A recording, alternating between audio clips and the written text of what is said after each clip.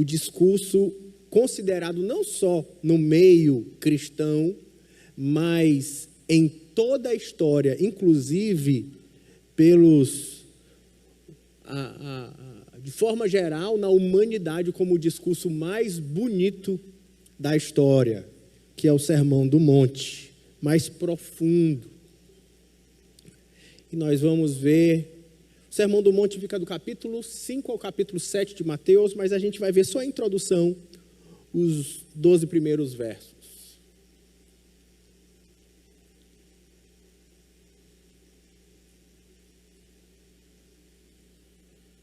Diz assim a palavra de Deus, eu estou lendo na nova versão transformadora. Certo dia, quando Jesus viu que as multidões se ajuntavam, subiu à encosta do monte e ali sentou-se. Seus discípulos se reuniram ao redor e ele começou a ensiná-los. Felizes os pobres de espírito, pois o reino dos céus lhe pertence. Felizes os que choram, pois serão consolados. Felizes os humildes, pois herdarão a terra. Felizes os que têm fome e sede de justiça, porque serão saciados. Felizes os misericordiosos, pois serão tratados com misericórdia. Felizes os que têm coração puro, pois verão a Deus. Felizes os que promovem a paz, pois serão chamados filhos de Deus. Felizes os perseguidos por causa da justiça, pois o reino dos céus lhe pertence. Felizes são vocês quando por minha causa sofrerem zombaria e perseguição, e quando outros, mentindo, disserem todo tipo de maldade a seu respeito. Alegrem-se e exultem, porque uma grande recompensa os espera no céu. E lembrem-se de que os antigos profetas foram perseguidos da mesma forma. Você pode abaixar comigo a cabeça em oração mais uma vez? Pedir que o Senhor ilumine o nosso coração para entender e receber a sua palavra. Senhor, estamos reunidos como igreja diante da tua palavra.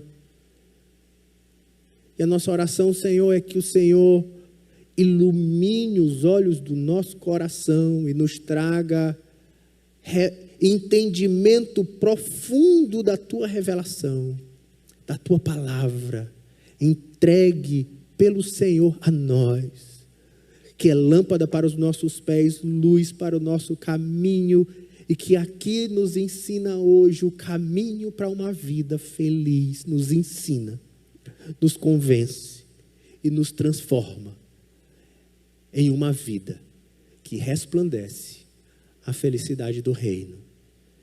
Em nome de Jesus. Amém. Você quer ser feliz? Acho que essa é a vontade, ou desejo, ou propósito de vida de quase 100% da humanidade. O objetivo de ser feliz. E eu venho desde a última mensagem que proferi no Salmo 116, falando sobre as bem-aventuranças, o caminho bíblico da felicidade. E eu vou continuar percorrendo esse caminho hoje, quem sabe mais alguns sermões pela frente. Hoje, falando da bem-aventurança, nas palavras do próprio Senhor Jesus. Que existe um modelo na nossa sociedade, por exemplo, falando dos dias dos pais, existe um modelo de homem que a nossa sociedade chama de feliz. Ele é um homem forte, autossuficiente, bem-sucedido, respeitado, que sabe se impor, que não demonstra fraqueza, mas parece estar no controle de todas as coisas. Ah, esse é o verdadeiro homem, o homem feliz. Mas, quando Jesus começa o sermão do monte, tendo seus discípulos sentados à sua volta, ele apresenta um modelo de vida completamente diferente, contracultural, como o Sermão do Monte é, como a vida do reino de Deus nos oferece. Jesus começa a ensinar como vivem aqueles que pertencem ao reino de Deus. Homens, mulheres, jovens, crianças, senhores. E a primeira palavra que ele fala e repete por várias vezes é felizes, bem-aventurados, talvez como está na sua Bíblia. E a palavra aqui, traduzida na minha versão por felizes, na sua por bem-aventurados talvez, é a palavra macários. A ideia de abençoado, de feliz, alguém que vive debaixo do favor de Deus. Não é uma felicidade que depende do dinheiro, não é a ideia da palavra macários é algo que vem de dentro para fora. Ela não depende do sucesso, ela não depende das circunstâncias favoráveis a nós. E o surpreendente é que Jesus chama de felizes, no discurso dele, pessoas que o mundo dificilmente os chamaria assim. Felizes os pobres? Felizes os que choram? Felizes os mansos? Felizes os misericordiosos? Felizes os perseguidos? Para o nosso mundo, esses seriam os infelizes. Como assim, Jesus? Jesus está redefinindo o sentido de felicidade. O que para nós hoje também significa ser homem.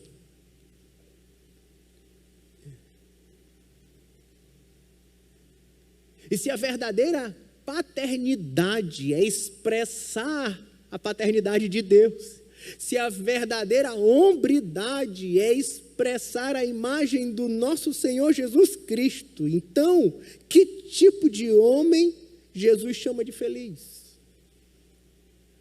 E em primeiro lugar, ele diz: bem-aventurado os pobres de espírito. O mundo diz: seja autossuficiente. Jesus diz: reconhece que você precisa. O homem que a cultura celebra é o homem autossuficiente. É o homem que diz: eu me basto. É o homem que não precisa pedir ajuda para ninguém. É o homem que construiu em torno de si uma imagem de força, de controle, de independência. É o homem que aprendeu a resolver, a sustentar, a liderar e conquistar. E por isso começou a acreditar que o verdadeiro homem não precisa de nada e de ninguém, porque ele é o cara. Como diz o Roberto Carlos. Esse é o ideal masculino celebrado em muitos ambientes em nossa volta. Homem forte, seguro, autônomo, capaz, inabalável, mas a palavra que Jesus usa aqui, especialmente no grego, como pitochos, alguém que, ele não é só pobre, é alguém que é miserável, é alguém que não tem como garantir para si mesmo o pão de cada dia, é alguém que vai depender da misericórdia alheia, é alguém que vai precisar, como um mendigo, de que alguém tenha misericórdia e arranje os recursos para o seu dia a dia. Jesus não está falando primeiramente de dinheiro, ele está falando da alma.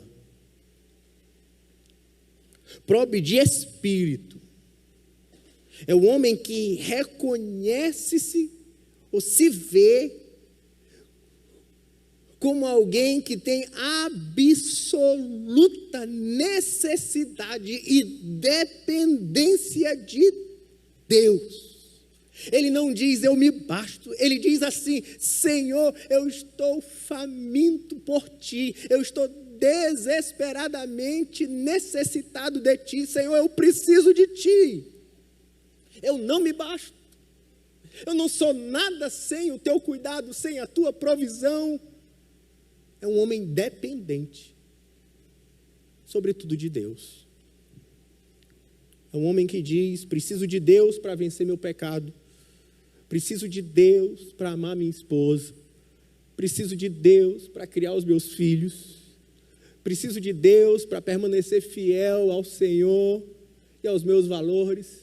Eu preciso de Deus para o sustento da minha casa, eu preciso de Deus para o sucesso no meu trabalho, eu preciso de Deus para viver uma vida bem-sucedida e feliz. Eu preciso de Deus. O homem do reino diz: Senhor, eu preciso de Ti para liderar a minha casa, para amar minha esposa, para criar os meus filhos. O homem pobre de espírito, uma vez que ele se vê dependente, ele também reconhece que precisa dos outros. Ele não é o cara, e por isso ele precisa de pastoreio, ele precisa de conselho, ele precisa de irmãos. Ele sabe que precisa abrir a vida, pedir ajuda, estar em relações de amor, de discipulado.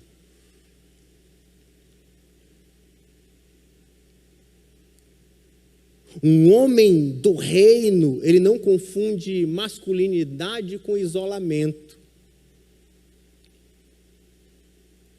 mas ele entende sua dependência e vive dependente de Deus e em parceria com irmãos. Jesus começa aqui porque o reino não começa de jeito nenhum com a força humana, mas começa pelo contrário. Um homem forte é um homem de joelhos na presença de Deus. Você quer que seus filhos te vejam como um homem forte? Deixem eles te ver de joelhos, em oração. Em seguida, ele diz: bem-aventurados os que choram. Como assim, feliz o que chora? Para nós, feliz é o que ri. Mas Jesus diz: feliz é o que chora. O mundo diz: fuja da dor. Nem pense nisso. Jesus diz: felizes não, são os que olham a dor, passam por ela, choram por ela. Jesus dá um golpe mortal no modelo da nossa cultura atual. Uma cultura que rejeita o sofrimento ao máximo. Porque o mundo diria: feliz é o que está na gargalhada, é o que se diverte, é o que não se deixa abater, é o homem leve, sem culpa, sem peso, sem lamento, sem ter o que se arrepender, como a gente vê repetidamente, às vezes até na televisão. Eu não tenho o que me arrepender. Não, sou um homem sem arrependimentos. Nossa cultura foge do choro, faz de tudo para anestesiar a dor com músicas, festas, bebidas, drogas, alegria, Netflix, desesperadamente, para ver se faz apagar um buraco da alma.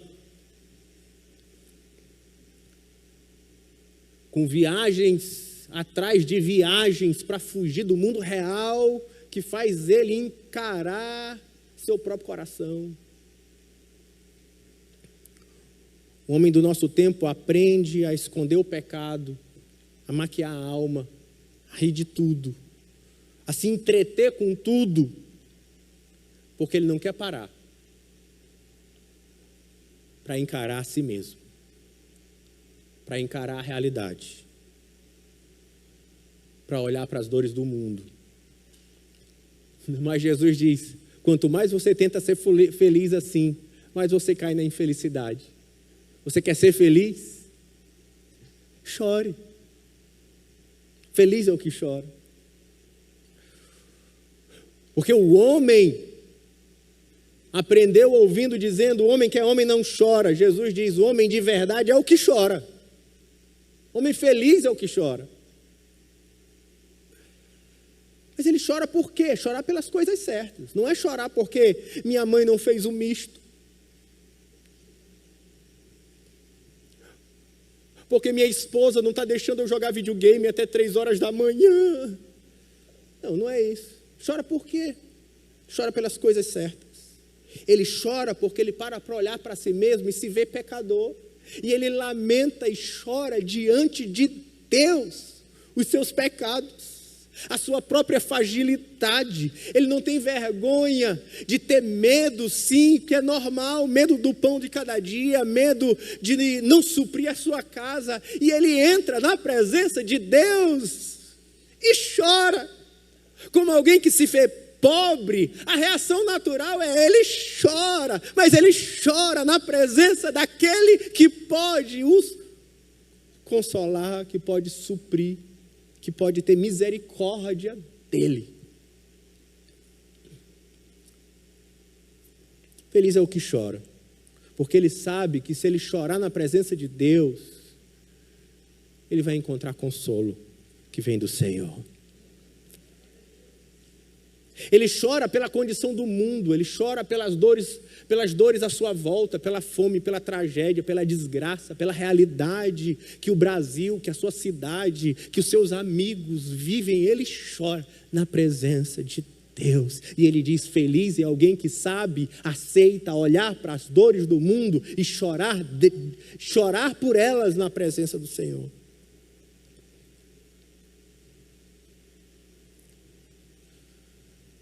Mas por que pelo que os homens do nosso tempo choram? Sabe por que homem chora? Homem chora ou porque pegou chifre. Aí eu estou brincando, né? Eu vou pular essa. Homem chora é porque perde dinheiro. Não porque perdeu a pureza, você entende? Aí eu pequei, eu traí a minha esposa, ou eu me meti em um negócio inadequado. Ele não chora por isso, ele chora porque perdeu dinheiro. Ele chora porque sua imagem foi ferida, ou a sua reputação foi atacada, não porque ferimos a nossa esposa. Ele chora porque algum plano seu não deu certo, não porque estamos espiritualmente frios. O problema é que o homem da nossa sociedade chora pelos motivos errados.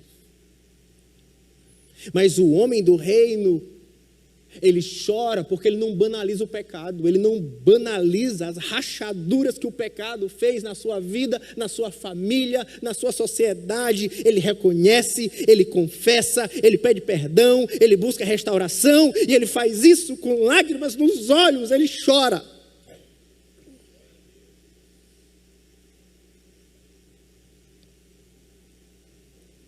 Porque quem não chora pelo pecado, acaba brincando com ele. E depois chorando pelas dores que ele produz. Terceiro, ele diz, bem-aventurados os mansos. O mundo diz, para os homens, imponha-se. Jesus diz, seja manso. O homem que o mundo celebra, de jeito nenhum é um manso. O que, quando eu já defendi isso em conversas particulares, foi chamado, quer dizer que Deus quer que a gente seja banana? Porque o homem do nosso tempo, ele celebra aquele que se impõe, que reage rápido, que explode e vence, nem que seja no grito, no braço, na força. E para a nossa cultura, felicidade é garantir espaço, é proteger nossos interesses a qualquer custo. E Jesus aqui está citando quase que diretamente o Salmo 37, quando ele diz, porque os mansos é que herdarão a terra. Quem vai herdar a terra não é quem está brigando pela terra. Esse é um erro muito comum dos evangélicos do Brasil e no mundo dos nossos dias, achando que nós vamos herdar a terra no grito, nem que seja em caixa alta no Instagram ou no WhatsApp. Ele diz, não, quem vai herdar a terra são os mansos. É totalmente contracultural e contra a lógica que muitas vezes está na mente desse mundo. De que o verdadeiro homem é o que conquista o poder, o reino, na força do braço. E eu vou dizer para você, mansidão não é fraqueza. Pelo contrário, mansidão é a força sob o controle. É alguém que é forte o suficiente para controlar os seus impulsos. Isso é coisa de macho. De gente forte de verdade. Não é passividade, é domínio, mas de si mesmo e não dos outros. É aquele que não transforma frustração em guerra, antes confia em Deus e cai de joelhos em lágrimas, em oração. A masculinidade do reino é por isso modelada por Cristo, manso, que vai vencer o diabo, vencer o pecado, vencer a morte, indo como uma ovelha muda ao matadouro, vencendo no poder de Deus e do Espírito a morte, ressuscitando ao terceiro dia, e fruto da sua mansidão e servidão, se tornando o Senhor sobre todas as coisas. É totalmente contrário à visão do mundo, porque não é carnal, é espiritual. E sabe, papais, para mim também, sabe, um dos lugares onde a gente mais pode experimentar a felicidade da mansidão é dentro de casa. Como é que você reage quando é contrariado? Como é que você fala com a sua esposa quando está irritado? Como é que você corrige os seus filhos quando eles falham? Felizes são os que controlam seus instintos. Feliz é o lar que tem um homem que tem domínio próprio e controla suas reações, que é coisa de macho para se controlar, é forte para se controlar, é valente para dominar a si mesmo e não para usar sua força para dominar os mais frágeis.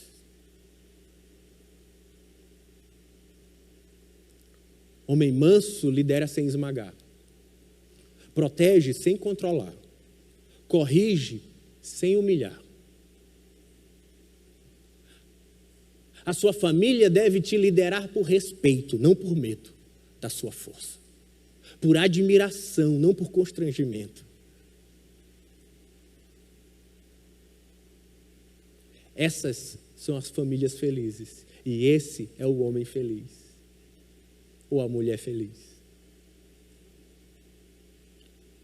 Pelo contrário, sua família deve encontrar na sua liderança um outro tipo de força, onde ele se sente protegido, onde ele encontra direção e amor.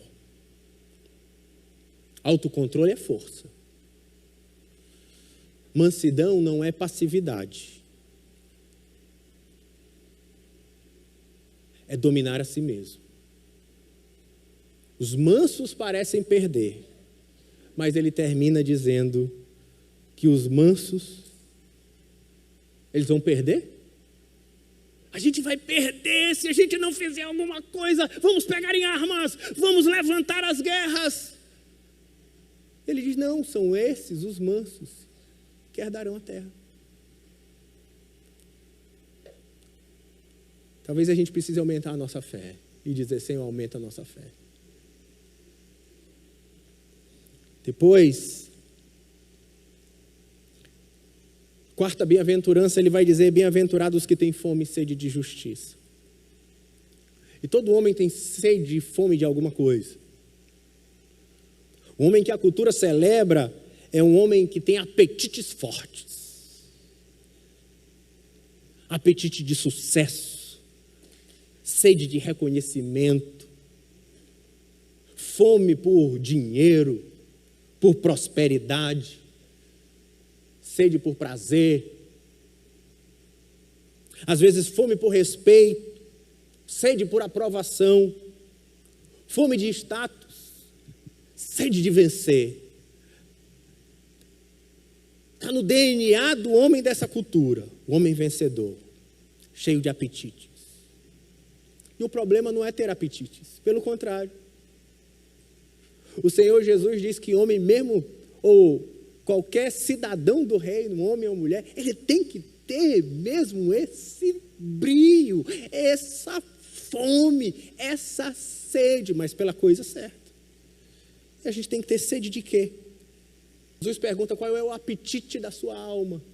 E ele diz: fome e sede de justiça. O que isso quer dizer? Justiça fala da vontade do próprio Deus sendo feita em mim, em minha família, à minha volta. O homem do reino é um homem faminto pela vontade de Deus. É aquele que de fato ora todos os dias, a oração que o Senhor Jesus vai ensinar nesse próprio discurso, no capítulo 6, quando ele vai dizer: Pai nosso que estás no céu, santificado seja o teu nome. Venha a nós o teu reino. Seja feita a tua vontade. E por isso ele ora todo dia: a tua vontade, Senhor, a tua vontade, Senhor, a tua vontade, porque ele tem apetite pela vontade de Deus na sua vida, na sua casa, à sua volta. O homem do reino tem fome e sede de justiça. Ele deseja uma vida alinhada com Deus, ele não aceita, ele explode às vezes sim com a mulher, mas ele não diz assim: é assim mesmo, não é assim mesmo. Ele se arrepende, ele volta, ele se vê pobre, ele chora diante de Deus, e ele entra como um manso, dizendo: eu quero fazer a tua vontade, e porque ele tem fome e sede para que a vontade de Deus seja feita na sua vida. E ele não quer isso só para si, ele deseja: venha o teu reino. É na minha vida, mas é na minha família, é no meu trabalho, é na sociedade. Ele ora: venha o teu reino. Ele trabalha por isso. Vem o teu reino. Então ele evangeliza, ele testemunha, ele discipula outros homens, ele transforma o seu ambiente de trabalho num ambiente do padrão ético do reino. Ele sai mudando o mundo, porque ele tem fome e sede de desfazer ou redimir as injustiças desse mundo.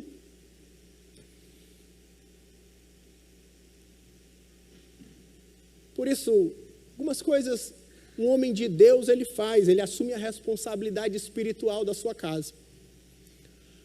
A gente estava conversando na nossa célula essa semana sobre a ideia da liderança masculina. Então, o que significa liderança? Será se tem, se não tem? Uma vez que Efésios diz que nós devemos ser submissos uns aos outros, mulheres submissas aos maridos, homens devem amar as suas esposas com a si mesmo. E aí homens usam essa ideia de que ele é o cabeça para mandar em casa. Então eu que decido o que faz com o dinheiro, o carro é meu, a Coca-Cola é minha e você que tome água, porque aqui em casa quem manda sou eu. Mas ele esquece que, especialmente no texto de Efésios, ele está falando que o homem, ele tem liderança, mas a descrição da liderança que ele dá é espiritual. Ele diz: ele serve com a palavra, lavando com lavar purificador, para entregar diante de Cristo como uma noiva sem ruga, sem mácula. A ideia, sobretudo, é que ele entende que ele tem uma liderança pastoral, ministro de Deus para a sua casa. Ele quer mandar no dinheiro, mas você quer trazer seus filhos para uma vida devocional? Você quer orar com seus filhos? Você quer discipular sua mulher? Você quer ser o primeiro a acordar no domingo e dizer, vamos para a igreja? E aí eles vão dizer, não, mas é dia dos pais, é melhor não a gente ir. Mas você vai liderar dizendo, e por isso mesmo que a gente vai, é dia dos pais. E eu quero conduzir todo mundo para o reino de Deus. E aí você deixa a mulher assumir. Pelo contrário, parece que a mulher que tem que te liderar, você não entendeu nada, você quer mandar no dinheiro, mas não quer mandar na vida espiritual da sua casa, você está fazendo o contrário. Se você tem fome pela vontade de Deus, tenha fome pela vontade de Deus nos seus filhos. Eu desejo que eles sejam profissionais de sucesso. Eu insisto que ele estuda, que ele faça vestibular, que ele faça os melhores cursinhos, porque nisso eu invisto. Mas se ele lê a Bíblia, para mim, até que eu dou umas dicas, mas se ele ora, se ele não ora. Se ele vem para a igreja ou não, deixa, ele decide, ele já é adolescente. Aí eu acho que, na verdade, você está deixando de ser homem. Perdão. Porque você devia valorizar muito mais que o seu filho seja um homem de Deus do que um médico.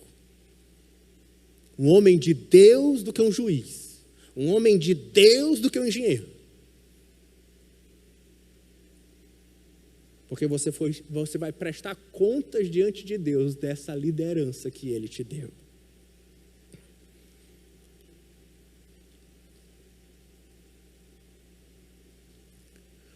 O homem faminto por justiça, ele vê o reino de Deus governando primeiro a sua própria vida, mas também alcançando tudo ao seu redor. E ele continua avançando com a ideia, porque é uma progressão da ideia, uma bem-aventurança atrás da outra. Ele diz assim, se você tem fome e sede de justiça, você se torna alguém misericordioso. Ele diz, felizes os misericordiosos. Mais uma vez, isso é totalmente contracultural.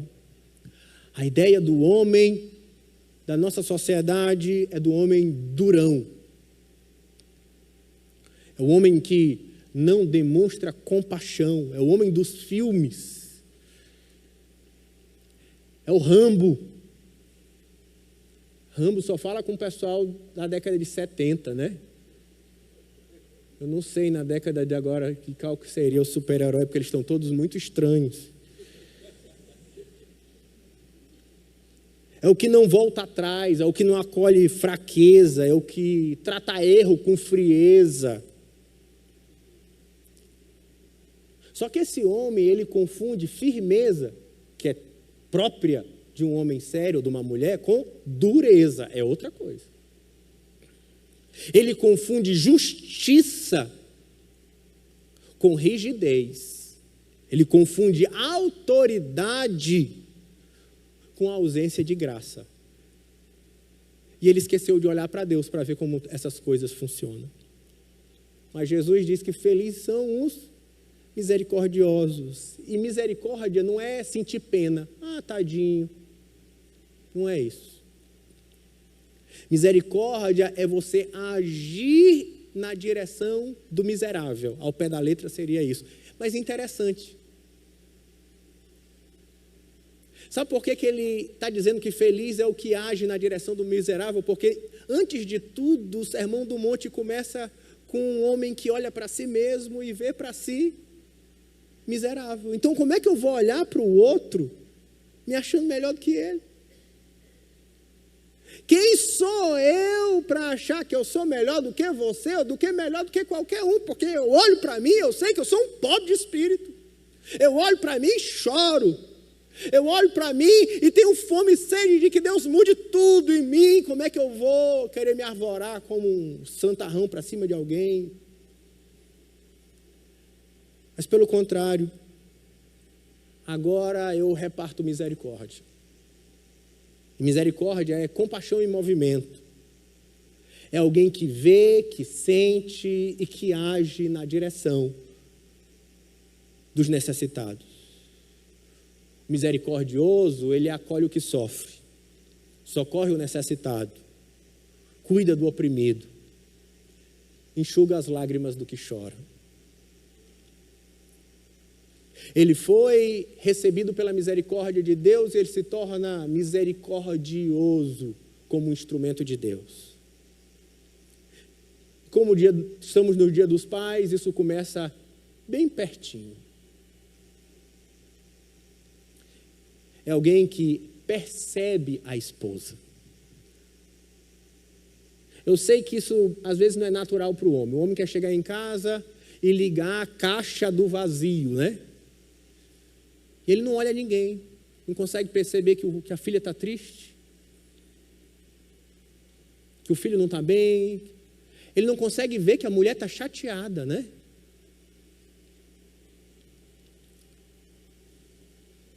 Mas o homem do reino é alguém que tem sensibilidade para enxergar.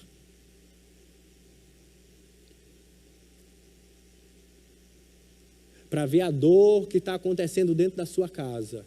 E se importa para ir atrás, para dizer, filho, está tudo bem? Para dizer, meu amor, o que está acontecendo? E por favor, mulher, não diga assim nada. Por favor. Que a gente não consegue. O homem tem uma tendência de você falar nada e a gente diz assim, então tá bom, né?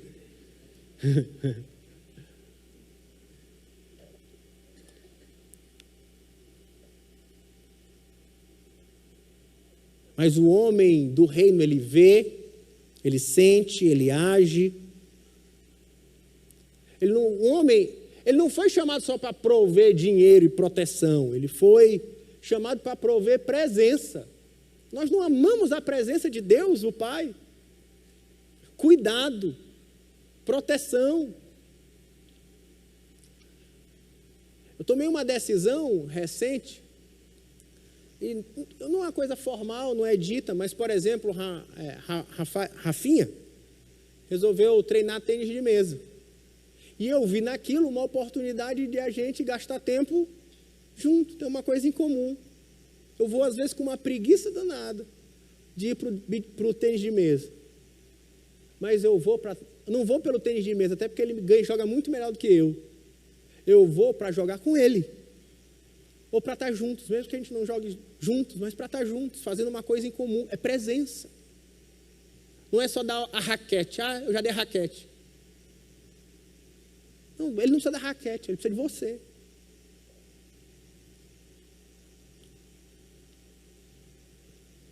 É cuidado, é atenção, é amor.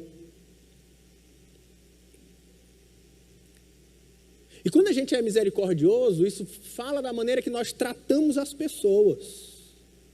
Sabe por quê? Homens, pais, é possível estar correto. E ao mesmo tempo ser duro demais. E aí está errado. É possível estar certo e ainda assim usar a sua justiça para ferir as pessoas. Deixa eu dizer uma coisa, você não foi chamado para estar certo. Serve para homens e mulheres. Você foi chamado para refletir o coração gracioso de Deus, que nos ama e por isso morreu naquela cruz, para perdoar os nossos pecados, gratuitamente, e nos trazer de volta para a sua presença. No casamento, um homem de Deus não trata a esposa com dureza, mas com graça. Na paternidade, corrige sem humilhar. Na igreja, expõe sem destruir, mas restaura com cuidado. Na vida, acolhe os que sofrem, socorre quem precisa, cuida dos oprimidos, não vira as costas ao necessitado.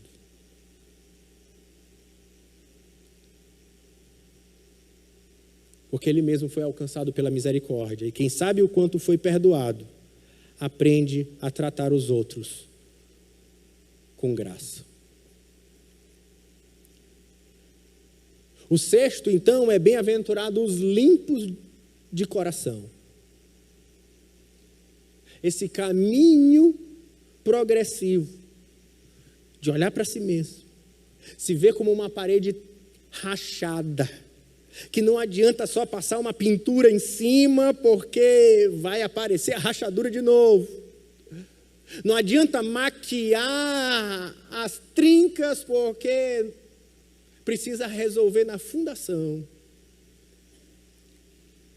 Ele chora, ele busca de maneira mansa a vontade de Deus, e ele faz isso com fome, com sede, e isso resulta em uma atitude para com os outros, de compaixão. Isso vai nos fazer felizes, porque vai purificando o nosso coração, vai transformando a gente de dentro para fora. O evangelho não quer mudar a gente de fora para dentro, ele não quer mudar teu blazer, teu corte de cabelo, isso vai mudar tua maneira de falar, de agir, até de vestir, mas ele tem que mudar de dentro para fora. E Jesus confronta o homem da aparência. Sabe por quê? Vou te dizer como é que funciona os homens do nosso tempo, e eu acho que de todos os tempos. É naquela perspectiva que nos evangelhos nós vamos ver os fariseus.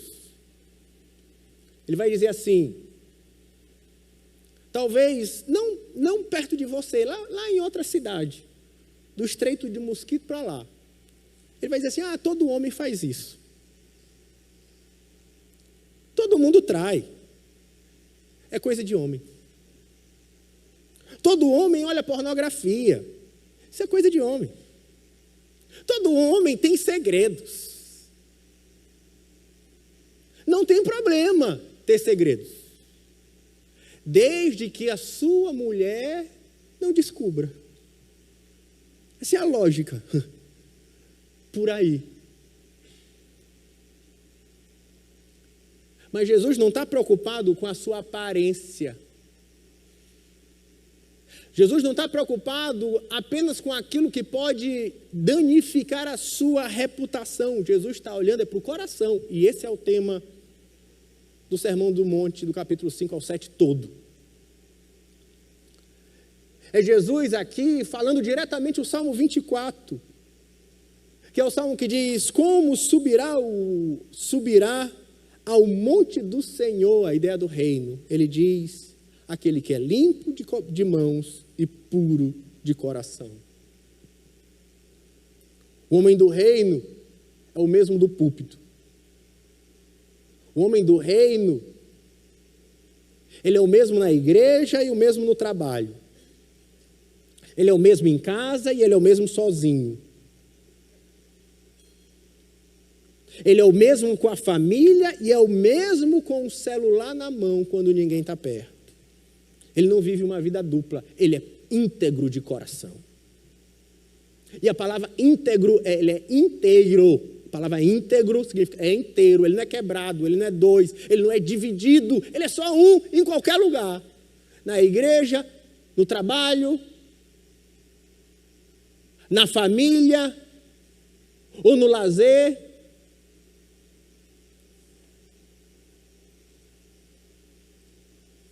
E mais, ele deseja tanto essa pureza de coração que ele, quando luta, porque todos nós lutamos, ele não luta sozinho. Ele busca ajuda, ele anda na luz, ele presta contas, ele tem parceiros de santidade, ele procura irmãos maduros, ele vai para a célula, ele busca discipulado, ele vai ele abre o coração para um irmão. Porque o homem de Deus, ele não está preocupado com escândalo, ele está preocupado com a raiz, ele quer saber, isso agrada a Deus. Porque você pode esconder tudo que você faz do seu marido, da sua esposa, de quem for, mas nada você esconde de Deus. Ele vai estar na mais alta montanha, no mais profundo dos vales. Ele sabe exatamente quem você é e está tentando esconder. Ninguém engana a Deus. Transparência, por outro lado, não diminui a sua masculinidade. Pedir ajuda não te faz menos homem, pelo contrário, te faz um homem do reino. Protege a tua alma. Porque a maior batalha do homem não é pública, é interna, no coração. 7, bem-aventurados os pacificadores. O mundo vai dizer aos homens, vença a discussão. Se existe coisa mais de homem é essa. Eu perco um amigo, mas não perco a briga, né? Às vezes só precisa de uma frase no WhatsApp para começar uma guerra. Mas o homem do reino, ele não está em busca de fazer muros, ele está em busca de construir a paz. Diante do conflito, o mundo celebra o homem que vence, que explode, que ganha no argumento. É o homem que transforma qualquer tensão em guerra. Que fala alto. Que tenta se impor, ameaçar, agredir nos seus argumentos e até romper se for preciso.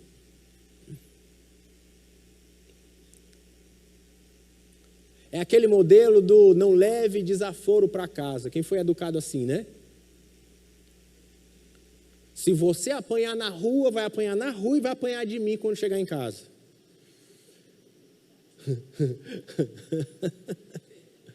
Eu sei que isso não aconteceu, isso não acontece.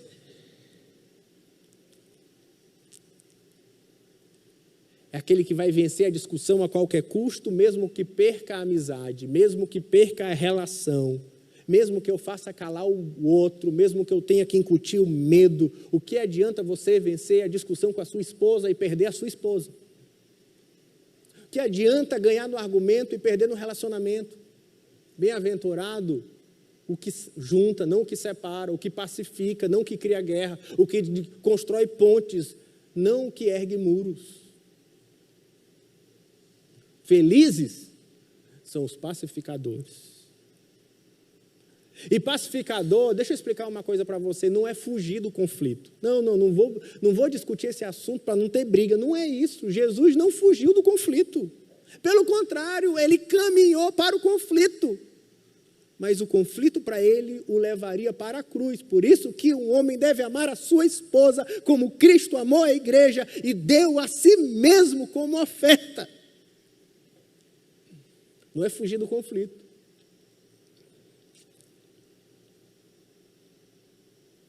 Mas enfrentar o conflito com uma atitude de restauração, de reconciliação, e não de oposição. Ele entra no conflito para restaurar, organizar, não para separar, para brigar ou para vencer. Isso começa em casa. Você foge ou conversa? Explode ou escuta? Quando erra, você pede perdão ou você acusa?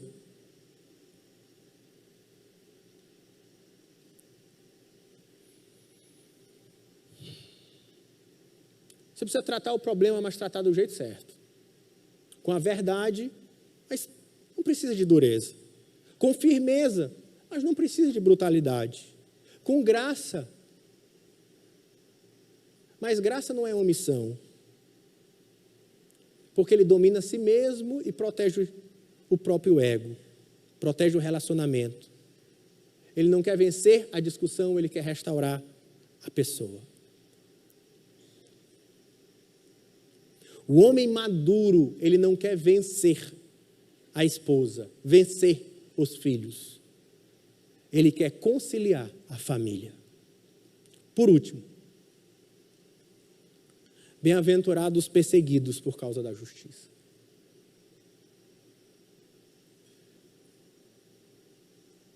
O homem desse mundo vai dizer, seja aceito, e para isso se adapte. Jesus vai dizer, não, seja contracultural. E saiba que a cultura vai querer te engolir, passar por cima de você. Você vai ser perseguido. Jesus está dizendo, permaneça fiel. O homem do mundo, como ele celebra ser aceito, ele se adapta, ele se ajusta, para isso ele evita o conflito com a cultura, ele negocia os valores. Às vezes lá como jovem, na faculdade, entre os amigos, a gente quer ser aceito, a gente dá um joguinho de cintura para não ficar feio. Porque a gente quer a aprovação dos outros, ele quer ser visto, ele quer ser querido, ele quer ser respeitado, ele quer ser seguido. E para isso ele flexibiliza os valores do reino de Deus. E Jesus diz, não, isso é um caminho para a infelicidade. Feliz é aquele que se mantém firme. E por isso felizes são os perseguidos. Por causa da justiça, por causa da vontade de Deus, por minha causa, é o que Deus está dizendo. É saber que viver o padrão do reino vai custar, sim. Deixa eu te dizer uma coisa.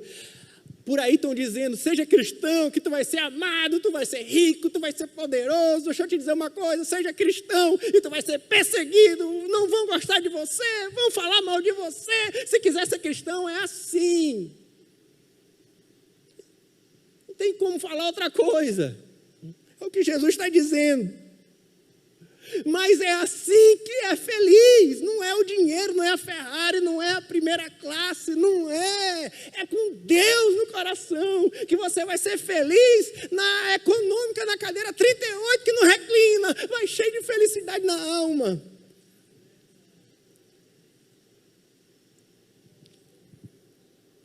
É ter coragem para permanecer firme, para dizer não, para proteger a família da pressão cultural, para ensinar os filhos a agradar a Deus e não essa sociedade, não os seus amigos, não para ser aceito pelo mundo.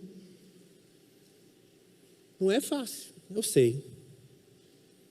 Mas o homem do reino, ele já decidiu.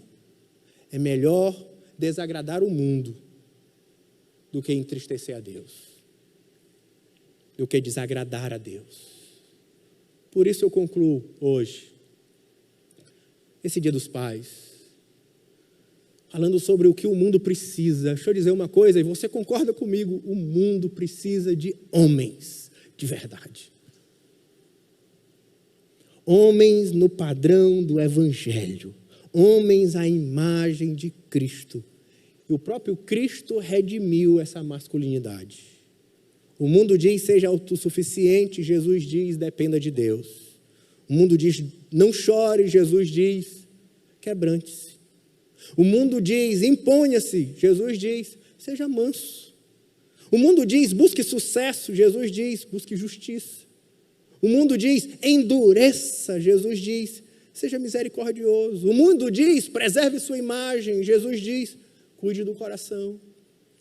O mundo diz, vença as pessoas, Jesus diz, reconcilie com as pessoas. O mundo diz, adapte-se.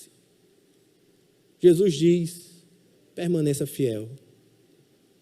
Jesus nos mostra o tipo de homens, de pais, mas também de mulheres, jovens, crianças. Mas ele nos mostra porque esses homens ou essas pessoas são felizes. E é algo bonito nessa estrutura, porque ele faz como um sanduíche. Ele começa dizendo na primeira bem-aventurança, porque é deles o reino dos céus. E ele termina na última bem-aventurança dizendo, porque deles é o reino dos céus. O reino envolve tudo. O homem começa reconhecendo, eu não tenho nada, e termina descobrindo, em Cristo, o reino é meu, e ninguém me toma. Nem as urnas eletrônicas. Por isso, Jesus não está apenas dando 8 dicas ou 9 dicas para sermos homens melhores. Ele está descrevendo como é a vida feliz de um homem que pertence ao reino de Deus. Você crê nisso? Você crê no discurso do mundo? Como é que você escolhe viver? Homens de verdade. Sim, eles amam sua esposa, discipulam seus filhos, servem à igreja, andam em santidade, pedem ajuda quando precisam, protegem os vulneráveis, permanecem firmes quando a cultura muda. São homens verdadeiramente felizes. Deus não está buscando homens perfeitos. Deus está procurando homens redimidos. E você? Você tem coragem de ser homem? Vamos ser homens conforme a vontade de Deus. Uma salva de palmas para os homens do reino.